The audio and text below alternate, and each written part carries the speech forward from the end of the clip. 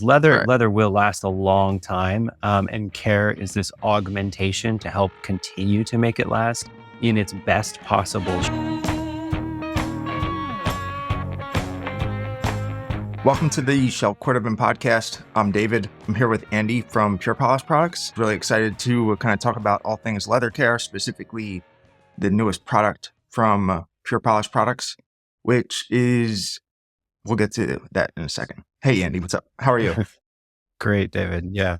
Thank you. Yourself? Yeah, maybe without further ado, let's talk about this, which is the newest product that we've Yeah. been aspiring to for a couple of years, probably Yeah. informally, and then just the last 6 to 8 months maybe, which is, I'll stop kind of burying the lead here. This is a Shell Cordovan cream. Yeah.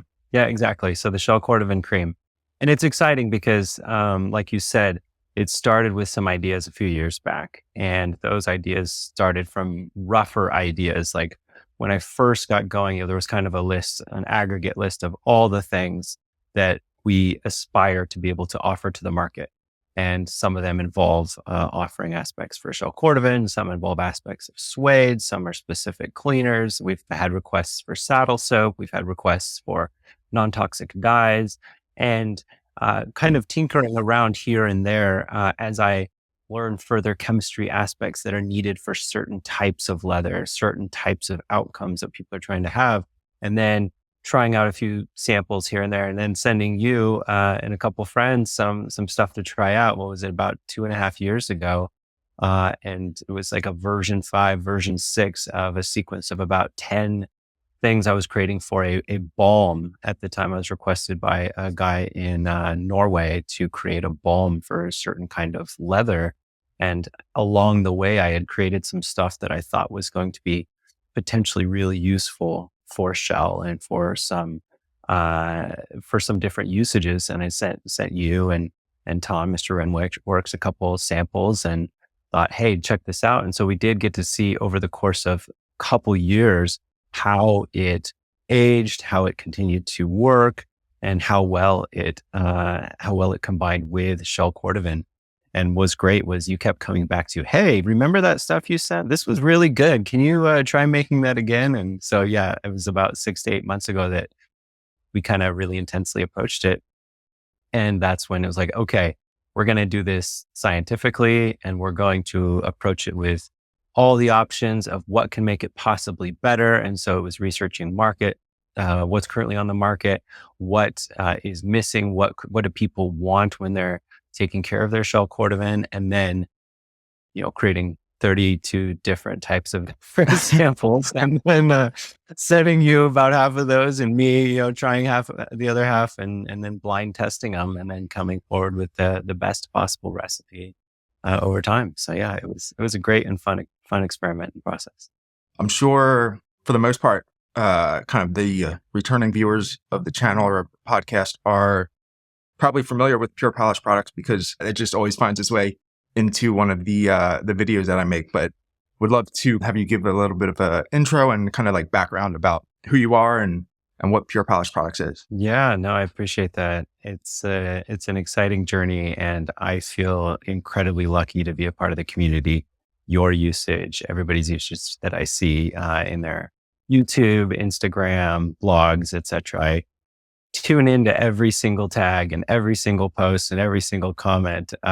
So yeah, I think that that's probably the biggest surprise people have, is that Pure Polish is super small. It's me and my kiddos help me with some labeling, and I hire contractors for a little bit of it. But yeah, I'll go into the background and history.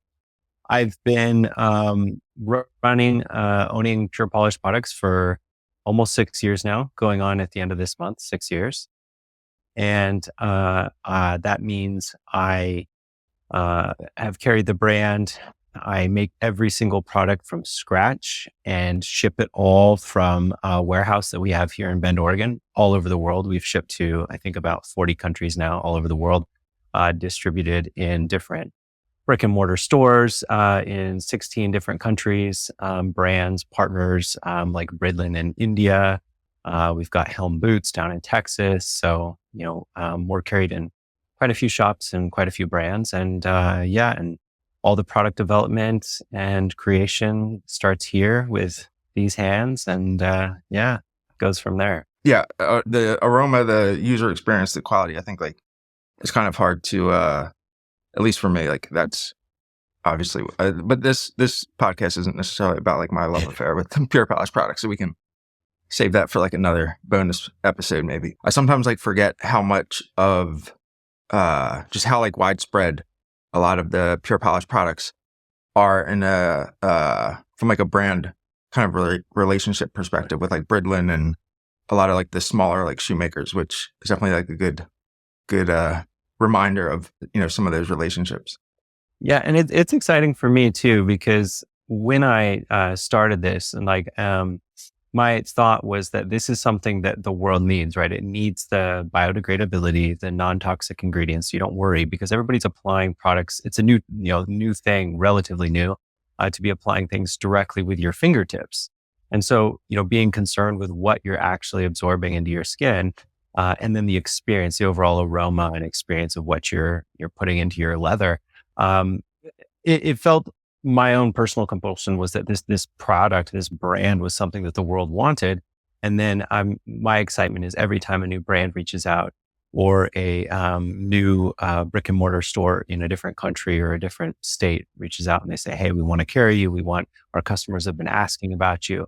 It just lights me up. And I'm like, oh, yes, let's see what we can do to get on your shelves and work together. And so, yeah, it's exciting. I love it all. Yeah. And I have like all of those samples like over the years. I think this is actually like the original one. There it is. Yeah. Which is shell it can be like super simple to care for, but then it can go wrong like very, very like quickly. And it's a little bit more finicky to like undo than with like calfskin, where like sometimes if you like oversaturate calfskin, you just kind of have to like let that evaporate out and kind of dry out and brush it, and it's kind of like, evening out itself. Whereas like I think like shell can get really finicky where it'll start like getting cloudy and like it's just kind of like, throws like the balance of all the like I guess like tannins like off a bit, or it just needs to, I don't know. Yeah, I like that because it first off, like we have essentially a 5-product line that is really dealt for leather care, and that includes calf, exotics, shell, etc. That's got creams, waxes, high shine, cleaner, conditioner, and a water resistant. But and given that we're such a small company, launching any new product is a huge investment, right? It's investment in time, product research, and also material resources and attention in getting those products out there and then being able to stand behind them, because I don't really launch things and then not stand behind it with customer service, with continued discussion with people who are selling it for their brand, the makers themselves, the shoemakers, the boot makers, the people that are working with Shell Cordovan. So there had to be this real investment in the viability of it. And so part of that was finding those differences between calfskin, exotics, and Shell Cordovan, and really diving deep into the peculiarities and the needs that Shell Cordovan offers, because it is such a dense material.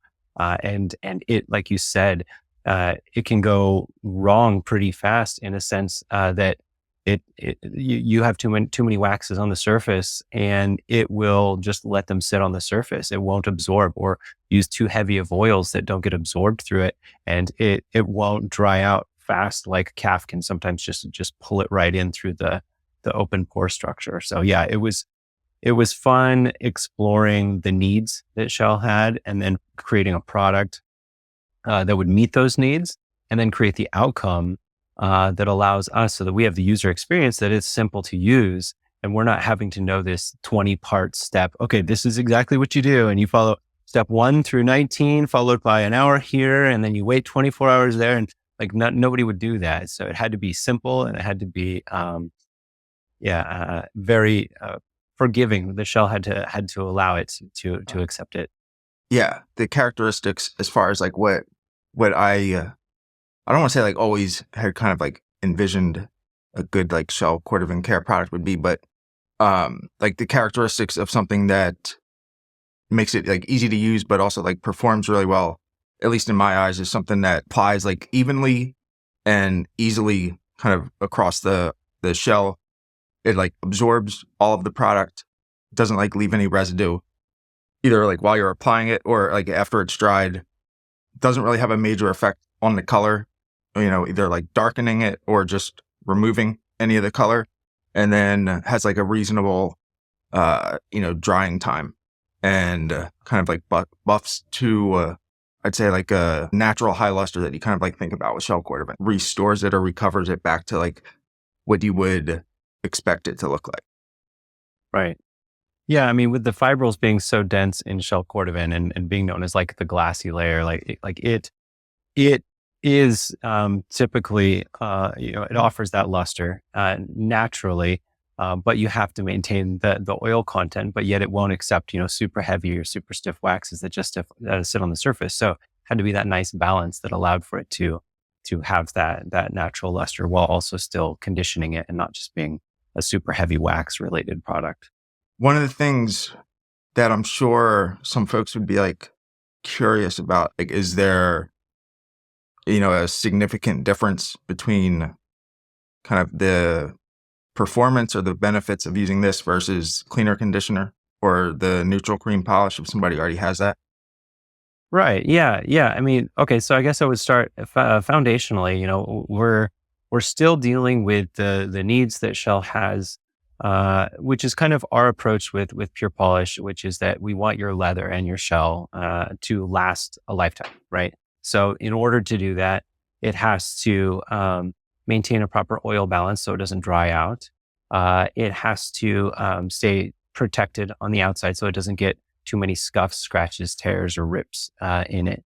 It has to maintain a proper pH balance so that we're not getting mold, funk, bacteria, microbes, things that are growing on the inside. So it takes that same principle of making sure that it's going to last a lifetime, and then applies based off of the needs of shell that are different from calf. So our creams, just like a regular cream polish, will actually have more stiff carnauba wax, and a little bit higher of a solvent level, some orange oil to spread those waxes.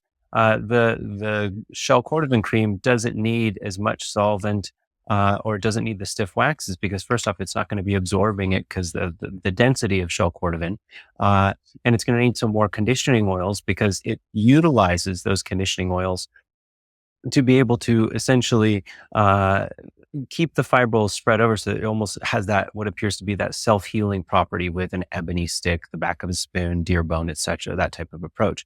So the difference in the general care is that it's got more of those conditioning oils. It doesn't have the stiff waxes. It still absorbs quickly.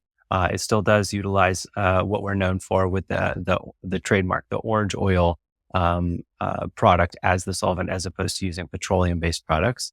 But it doesn't have the stiff waxes and as much solvent in it.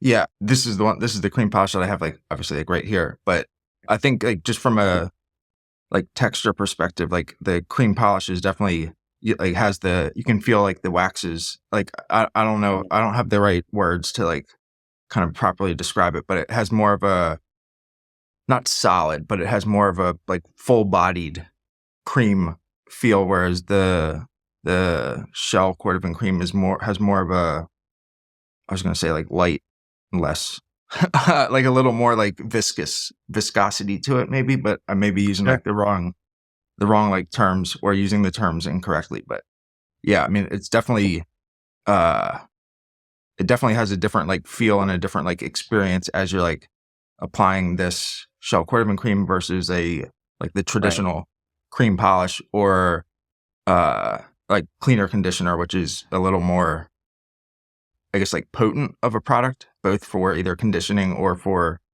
using it as a cleaner.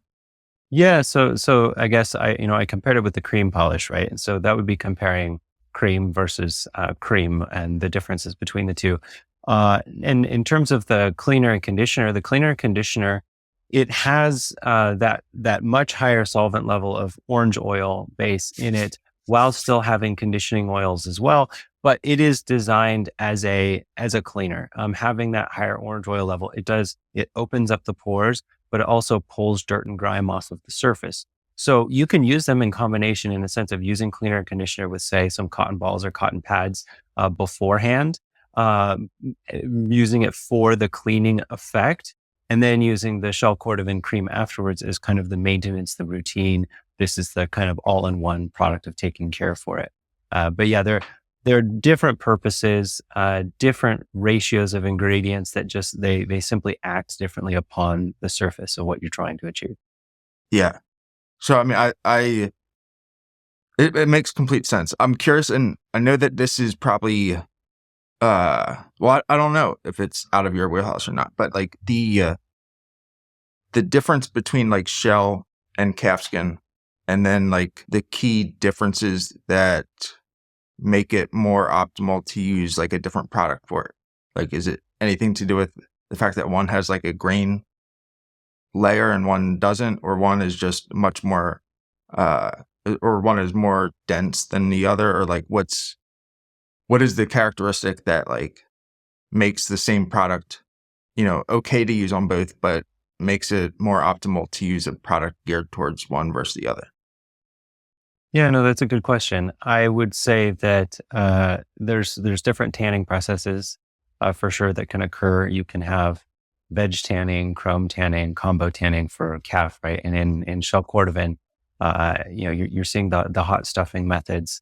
And what that does is it's creating a different chemistry within it, but also the layers themselves. So in terms of practicality for the user of what they're doing, calf skin has a lot more what I would call like active channels of when it gets exposed to rain or sweat. You've got that evaporation occurring and penetration occurring that happens. It feels like a lot more actively, and so what you're trying to do is often protect that outside and maintain the kind of the delicateness of the outside layer, because it can get scuffed and scratched a lot more easily. The fibrils aren't anywhere near as dense as they're like 8 to 10 times more dense in Shell Cordovan. So you're protecting more of the outside. That's where things like carnauba wax and pastes on the toe can be a lot more beneficial. With Shell Cordovan, it's got those the much more dense structure, and so mostly the maintenance of what you're trying to do is keep the oils within it good, so that it's not kind of drying out and not able to do that self-healing that it needs to do. Yeah. No, sorry, I didn't mean to cut you off. I was going to say, I think like that makes, again, like it makes a lot of sense. Like if it's just a dent or like a scuff or a scratch, like you can basically like take care of it without introducing any like new products. Whereas usually like with calfskin, you kind of have to like start over, meaning like you have to like remove the wax or remove the product that you put on it, because sometimes it's the product that like is scuffing or scratching adds that like protective layer that you're adding on. Yeah, I find for practical use, like when I'm caring for my own shell or when I'm caring for calf, like calf, I feel like, okay, if we're gonna overhaul it, we're gonna clean, we're gonna condition, we're gonna add cream layer, and then we're gonna add a paste wax layer, and then we're gonna go for a high shine, and then it's just like a whole ordeal, right? And it can go from looking absolutely thrashed to something absolutely gorgeous, but it may take a couple days or something. And then with Shell Cordovan, I'm like, okay, let's just brush it quite a bit of time. Let's clean off the surface a little bit, and let's add some Shell Cordovan cream, and hey, we're good to go. Like, let's keep going. It's much simpler in terms of that process, but just the caring is different, because you're not needing to add quite as much to the outside. You're trying to add to the inside a lot more. I just keep saying it makes sense, but it does. I had asked like put like a story out there on like Instagram to ask like what questions folks had about caring for Shell Cordovan. So I thought we can kind of like run through like some of those questions before I forget, and maybe see if those are any different than some of the topics that we've already been talking about. First question here from the wild Northeast. So he asked 2 questions here. So can it be used after applying Pure Polish products, cleaner conditioner, or just by itself? which I think you already touched on. But anything else to add in there, paste or wax or high shine, like after using this? Yeah.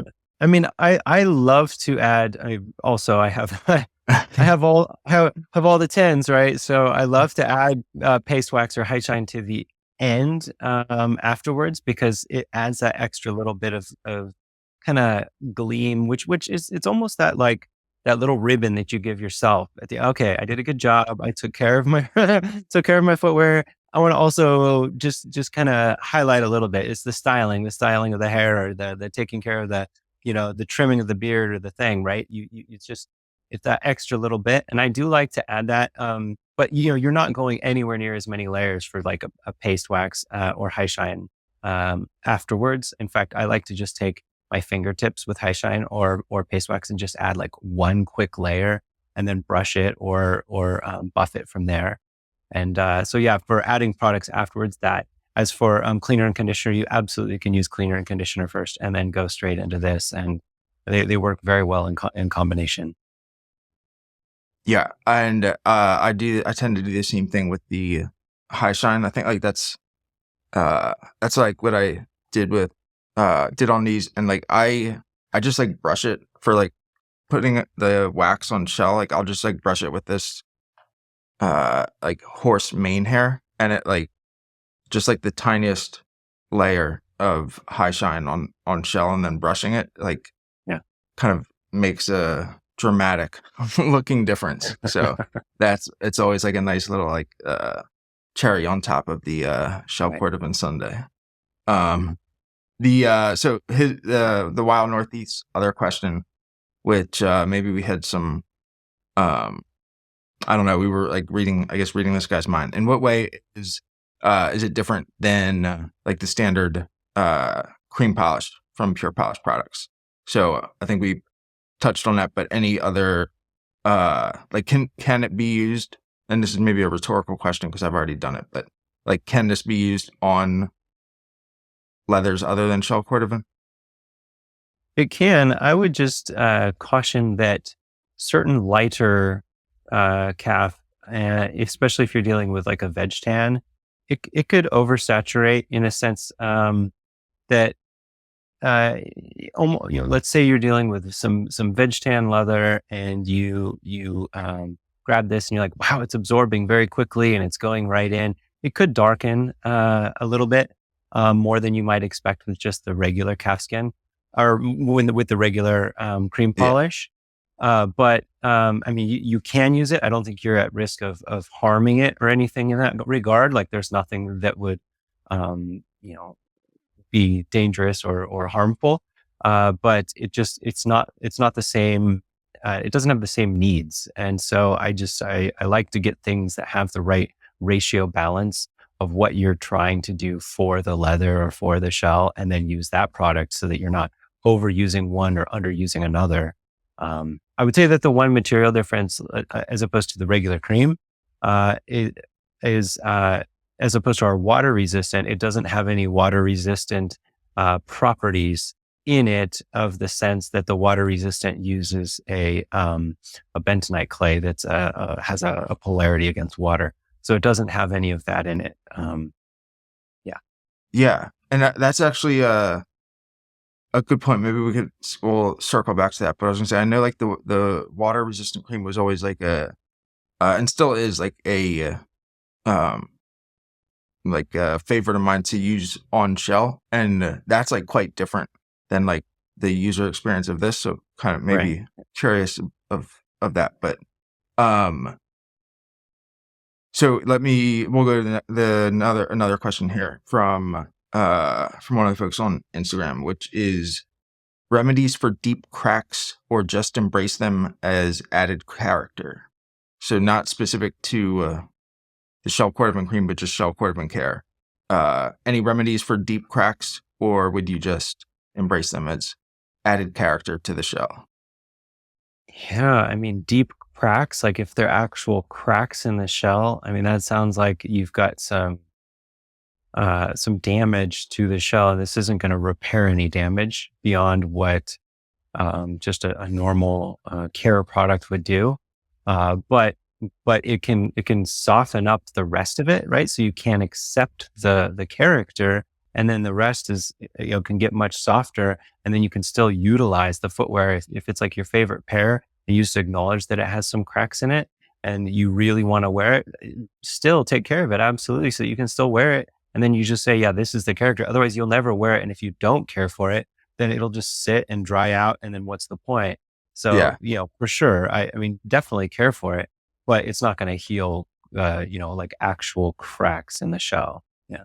Yeah. Yeah. And I don't know if you're going to be able to see this, but like there was like one, let's, I don't know. Can you, yeah, you probably, oh, wait, maybe right here. Right. Yeah. That's got a good focus. So, okay. Yeah. There's Yeah. like and it was on like both toes, but this was the only one that was like had broken through the shell. It was almost like a cat claw that and I just like did it myself. But, and so like, I don't know, I just like sanded it down like very lightly. And Yeah. then, the first time I sanded it all the way like up to some like crazy high grit, just like 500 and 1,000 and like 5,000 or something. And then I tried to condition it, and it was like fine, but I just noticed I had almost like like polished it like shut with like such a high like grit. So I just kind of Yeah. like redid it again and like conditioned it before going up to like the 1,000 and 3,000 or 5,000 or whatever I did. And I mean, it looks much better than it did, but like, I don't know if you would have any like inkling here, but if I wonder if like something like that is, that's more of like a gash than like a crack. So like, does that just like continue to go, or I assume like that's different than like if you had a crack at like a seam or something that's kind of just Right. continuing to like spider or split out, but I could be completely wrong. Yeah. And I know that shell is one of those that can be notoriously difficult to repair, uh, Yeah. specifically for, what we're talking about here. And there are techniques that can be used by cobblers or by people, like yourself or even myself when I'm restoring something. There are things that I would do personally or as an enthusiast, as being a part of the community Right. of taking care of old vintage stuff, or my own products that I've had for 20, 30 years, versus what I'm going to say as the owner of Pure Polish. And what I Of would course. recommend, I'm not going to tell you to go sand your toes first and then add the shell, Cordovan cream. Yeah. But there are techniques out there that you can do to take care of surface things that may not be all the way through, like you're saying, like little gashes, the little cracks, things that are like that you can smooth it down, and then using like a nice healthy care product can absolutely bring it back to both visually very, very nice aesthetic, as well as like remove anything from the surface that was starting to become irksome or Yeah. irritable. But yeah, yeah, Yeah. No, that's a good point. And I'm not recommending anybody start sanding down their shelf cordovan either, but, yeah, no, I think that makes perfect sense. Most of the time, like we'll kind of like like get like tunnel vision on like the smallest abrasion or, dare I say like defect. And like, honestly, like you don't even notice it like when it's on your foot from like, 5, 6 feet away, depending on how tall you are. And like people obviously aren't going to like notice those kinds of things either. Like, so like you can basically like, obsess about it because like these are things that we like love and like enjoy kind of interacting with, but at the same time, like you don't have to like you don't have to obsess about it to the point where like you don't enjoy it or you can't enjoy them anymore. yeah. I 'Cause think no there was one's a also whole going to notice. right, right. I mean, especially in the wild, right? As you're walking around and maybe you're on a subway or you're on some stairs and people look and they say, "Oh, nice footwear." Oh, what about that scuff you've got right over the brogan on that? Like that just doesn't happen.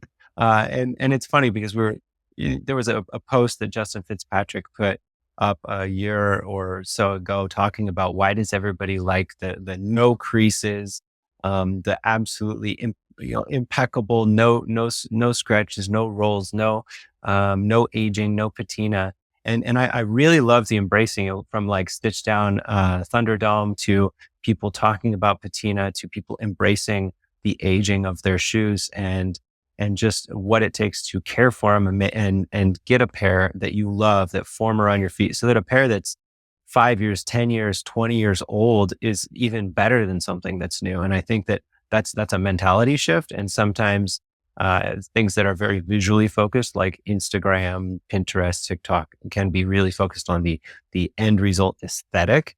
But yet, as true enthusiasts of high quality footwear, really embracing the natural aging of the footwear is something that I really stand behind. So yeah, I mean, not obsessing over too many of the tiny details. But again, that's part of it being your favorite thing too. Like, oh, Yeah. this is my favorite pair. I really love this. I want to make it look as good as possible. But then there's like diminishing returns of, am I removing the characters that were built into the fact that it is an older piece? Or am I trying to make it look new? Or am I just accepting that it's as good as it is? Yeah. Yeah. There's always like a valley of like expectations or something, like where you are like starting like a new project or like a new pair of shoes where like you're super excited about it when it's like perfectly brand new. And then you like wear it a couple times, but it's not like fully broken in yet. And it's not like at the point where it's like that beloved like pair of shoes that you had forever. Once you get past that point, like it just kind of, becomes more of a, you enjoy it more than you did when it was brand new, but you kind of have to like Yeah. get past that like lull in expectations or whatever I just like made up on the fly here. I don't know. No. Do you know what I'm talking it's about? like, yeah, I would say like in business, they would call that like the dip. And it's the same type Ye- of thing. It's like you get to the point where you've got positive returns and everything's looking great. And it's same thing with your pair. You love this, you're enjoying wearing it, and getting compliments. And then all of a sudden you get to the point where you're like, okay, it's no longer new, but it no longer has the attributes of being this second skin, this favorite thing, like you're saying, that the old thing. It's got that dip point, and pushing through that dip. I think some people push through it in different ways. Some people push through it. It's like, okay, I'm just going to accept it. I'll keep wearing it, maybe cycle it in and out a few seasons. And then others are just like, okay, now it's time to buy a new pair. Let's go shopping online. let's rotate it out and let's see what we can supplement it with.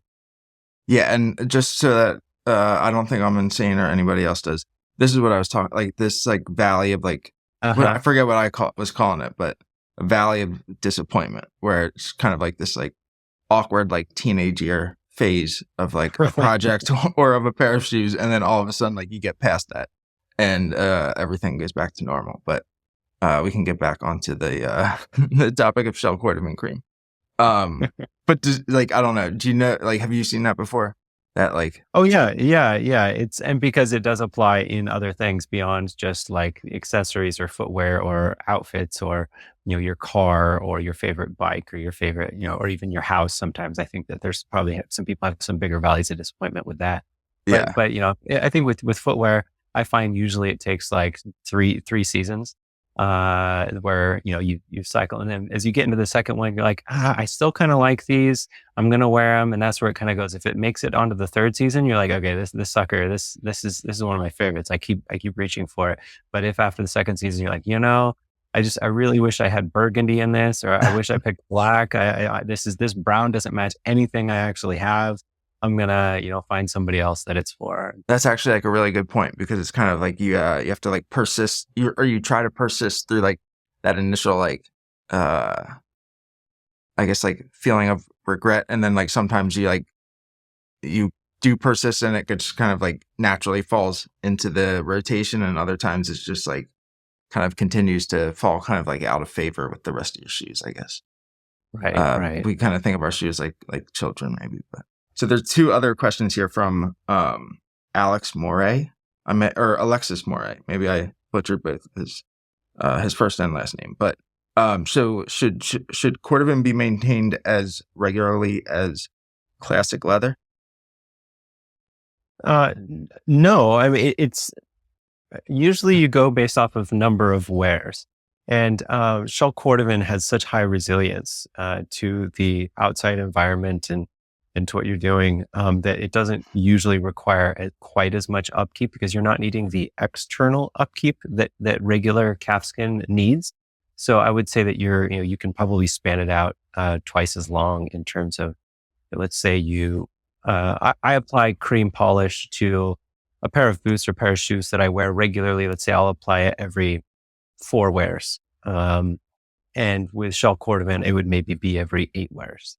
And I think that that's just because I'm not needing to make sure that it doesn't get the tiny scuffs and scratches on the outside. The pigment isn't needing to be exactly perfect because it doesn't need the exact same sorts of things. So not quite as much and not quite as often. But brushing, I would say it maybe needs twice as much brushing and half as much care.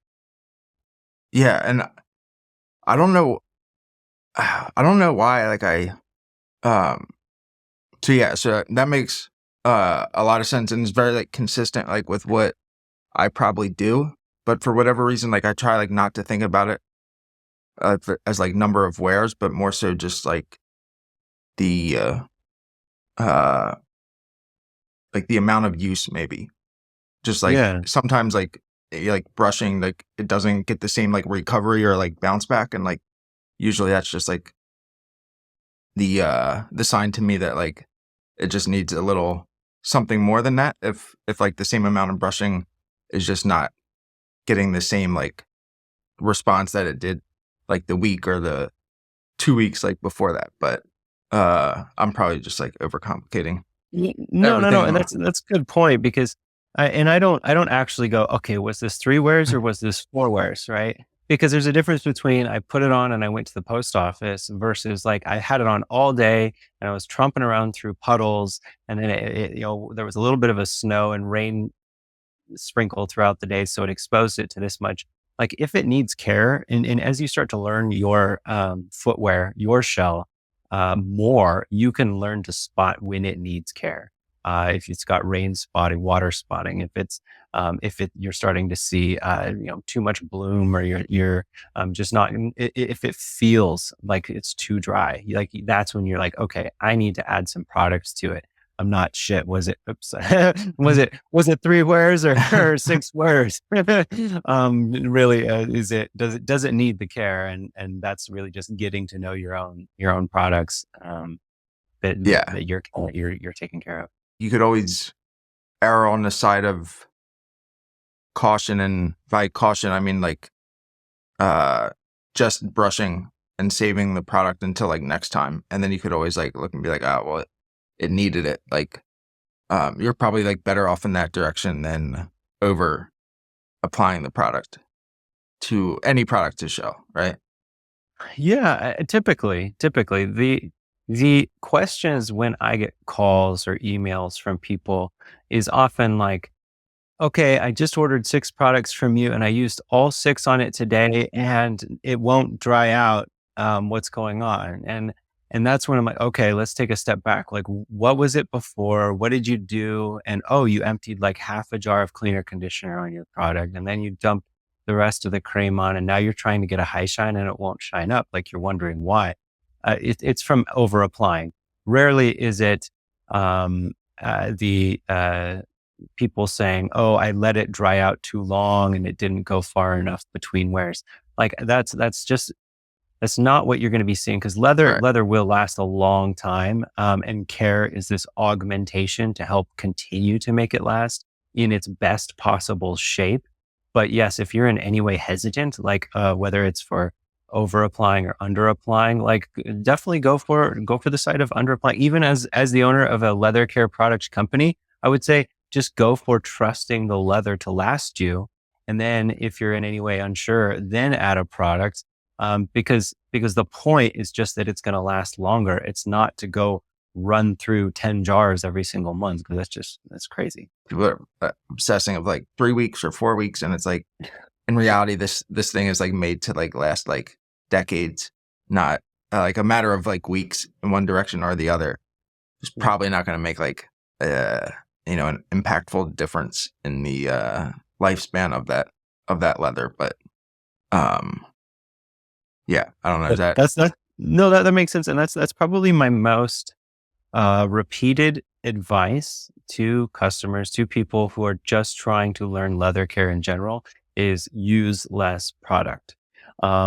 they often think that to take it from this dried out, beat up looking piece of, it looks like an old baseball mitt, and and then they want it to look like the winner of the shoe shine championship. And so they think that to do that, they have to add a half gallon of products to it. And the reality of it is like the leather's only going to be like 4 to 6 millimeters thick anyway. So how much oil do you think you're actually going to be adding to this leather? And how much do you think it has in it? And how much wax are you going to add to the surface? You're going to add like a whole, 2 millimeters worth of wax onto the surface. Like it's people have impractical expectations of what they need to do when they buy, jars and tins, and they see all this and like, okay, I'm going to use this, and then I'm going to use a tin. And then when I use all of these in combination, it'll finally look good. And it's like, no, this is going to last you 20 applications. And so that's kind of the realistic part of it is slow down, brush as much as you can brush, add a little bit of product, give it some time, let it set, wear it a few times, brush it again, wipe it down with a damp cloth if you feel uncertain. You never want to walk out. That's the other thing is people often walk out and their boots or shoes are sticky. And then it pulls dust and dirt and grime from the air around them.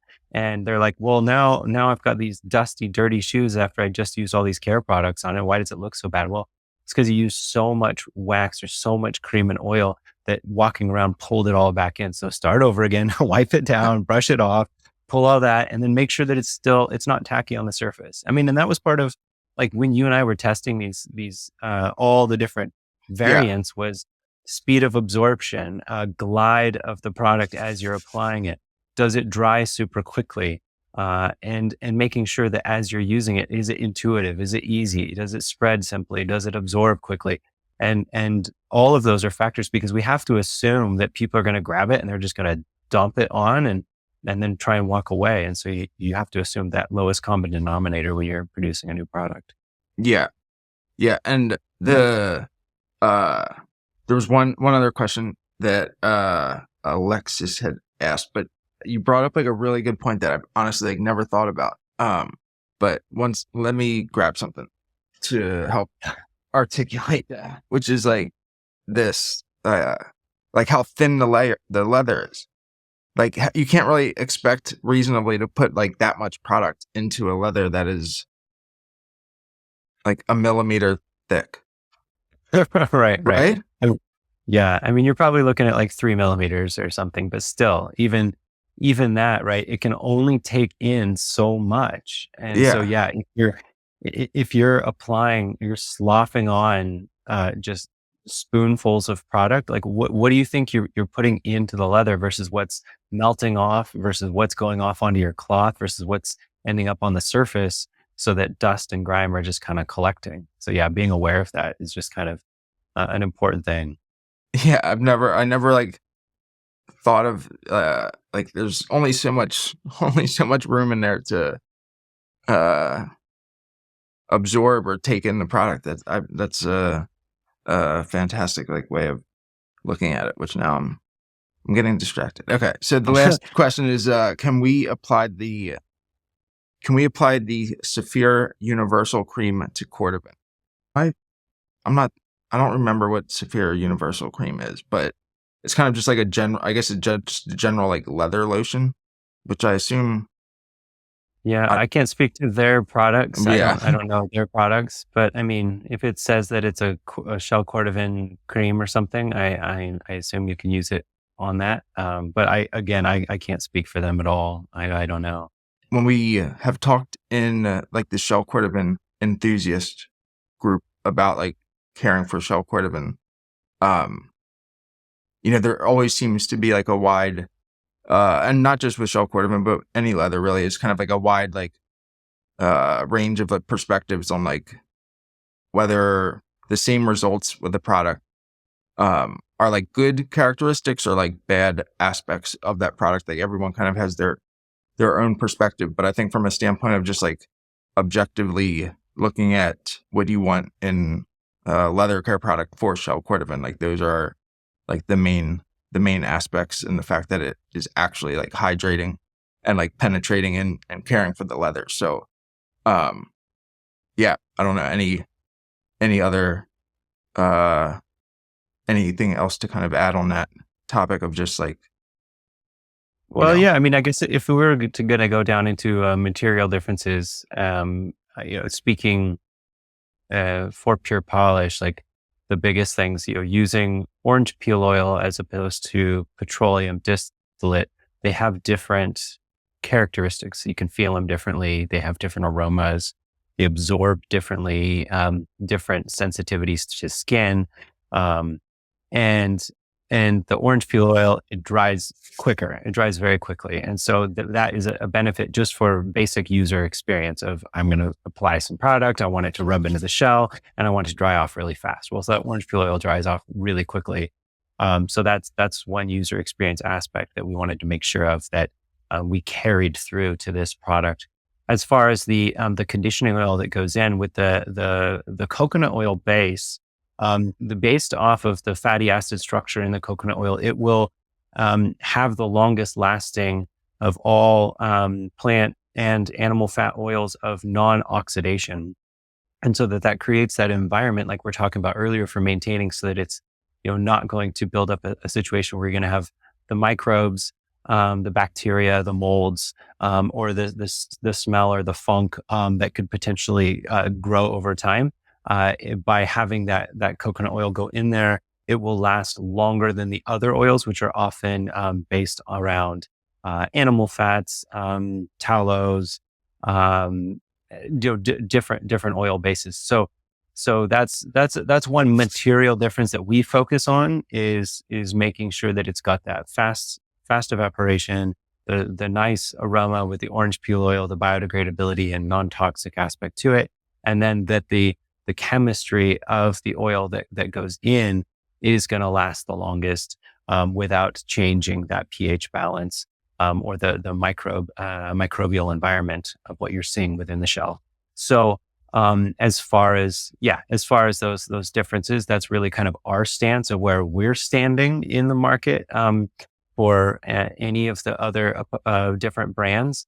And yeah, I can't really speak to the other brands, but that's definitely the place that we're coming from, is like trying to make sure that we've got that chemistry flag in the ground. Yeah.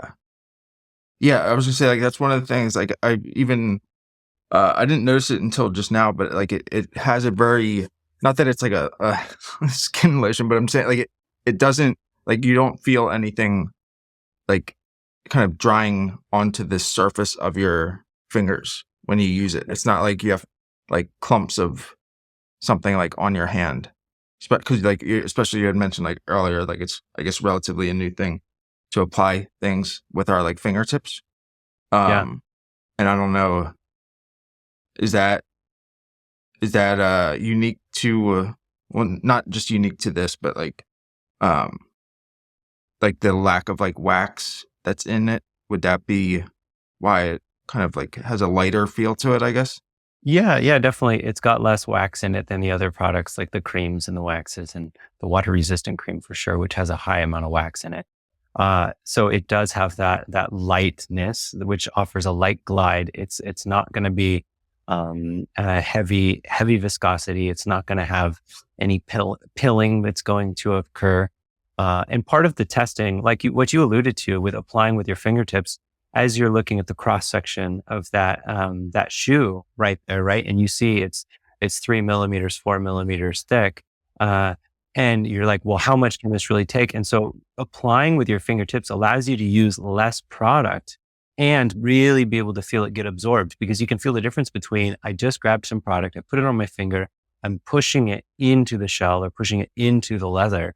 And now I can feel the difference between it's still there after you're rubbing in circles, or some people do like a crosshatch up, down, side to side to feel, because often the leather shell have a directionality to it on how it gets absorbed. Yeah. And so as you're pushing in with your fingertips, you can feel that difference as it gets absorbed by using less product.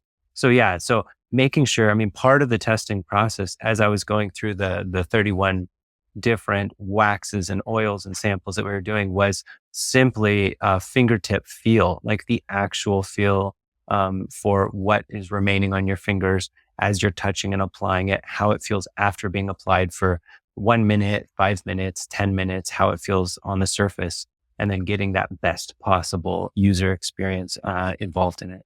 Yeah, I remember like there was there's a distinct difference in like that testing process. Maybe you can probably like speak to this better than I can, but I think to kind of get that varying opinions on whether or not like what we were kind of like aiming for was like a broadly seen like good characteristic, or if it was kind of a biased kind of like take on like what we were aiming for. Yeah, no, and that was a fun process too. As part of it, having a background in research, what I tried to do was even blind test myself of creating essentially like an A, B, C, D sample set, and then having pairs of shell Cordovan in front of me that I had particularly dried out, cleaned, and made sure that the surface could use some actual care to it.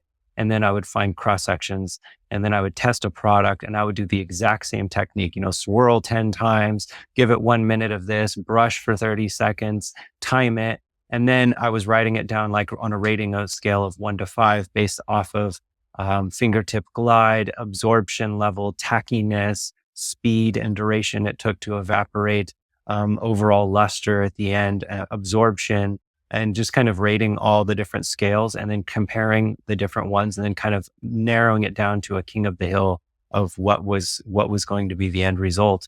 And then trying that across multiple batches and multiple sets until we had narrowed it down to one that just kept continuously winning all of the factors. And it won for all of my blind testing without even knowing what I was testing. And then it won for you, and it won for the other people that we had try out a much smaller sample set. But they're like, oh, this one's a clear winner.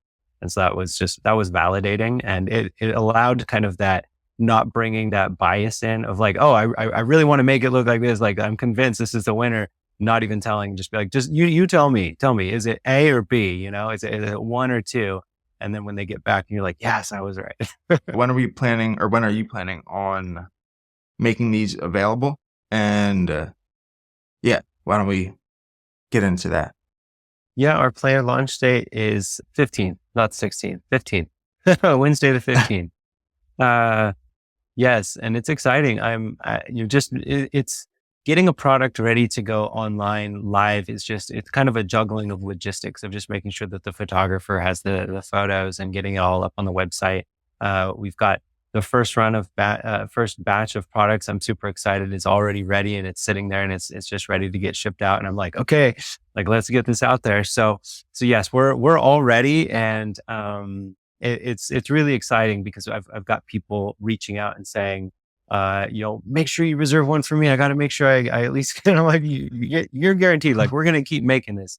This isn't going away. And that's one thing I want people to know is that, absolutely get it. It'll be the best product for your shell, but, I'm standing behind this and there's an investment in it that it's something that we're going to keep doing. So yeah, I'm excited to bring it out there. Yeah, for sure. And, I may like put you on the spot here, but I assume like someone at some point will ask, like you not we, you obviously have like pigmented cream polish. Is like pigmented shell Cordovan cream a possibility at some point? Like, I know there are others out there, but as of now, it's just neutral shell Cordovan As of cream. now, it's just neutral. Yeah. It's not on the roadmap of planning to release pigmented in this, just because we just want this is what everybody asks for, right? And there's so much patina and characteristic that shell develops over time that people want to see develop just from the UV exposure that shell naturally gets. So there isn't planned for there to be any pigment. But it's not an impossibility. It's just not something that's on the roadmap right now. Yeah, no, I think that's fantastic. And obviously we'll have, depending on when this, there'll probably be like another video that I'll publish between when this one's available, which will be about like restoring this pair of vintage shell Cordovan shoes with this, and then probably another handful or 30 or 40 videos over the next couple of months, kind of using this. Plenty more content to come around that, but yeah, super appreciative of obviously like you taking some time out to hop on here and chat about this, but also kind of make this come to life, and really excited to kind of see and hear what everyone thinks of it. And yeah, it's fun. This is good. I'm really happy. I think that sounds great, and is the perfect end to kind of the first chat about the shell Cordovan cream. So would love to hear anybody's any other additional questions, obviously, than the ones that folks had shared on Instagram, but would also love to hear once you guys get a few of these jars in hands, what do you all think? And excited to kind of revolutionize the shell Cordovan care industry. Not the shell Cordovan industry, just the care industry for shell Cordovan. That's right. Yeah. No, thank you, Davis. I appreciate it. Yeah. Awesome. Thanks, Andy.